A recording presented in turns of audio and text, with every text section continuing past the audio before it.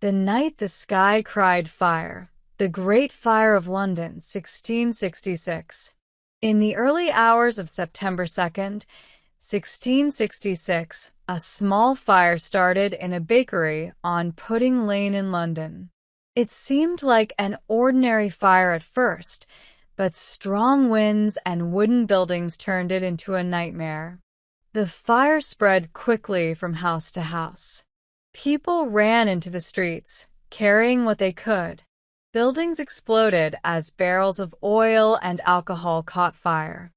Londoners used buckets of water and tore down houses to stop the flames, but nothing worked. The fire burned for 4 days. Around 13,000 houses, 87 churches, and many important buildings were destroyed. St. Paul's Cathedral, one of the most famous buildings in London, was reduced to ashes. Surprisingly, only a few people died, but tens of thousands lost their homes. Many lived in tents for months. After the fire, London was rebuilt with better planning. Houses were made from brick and stone. Streets were made wider.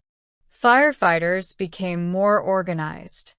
The Great Fire of London didn't just destroy a city, it changed it. From ashes, a new London rose, stronger, safer, and smarter.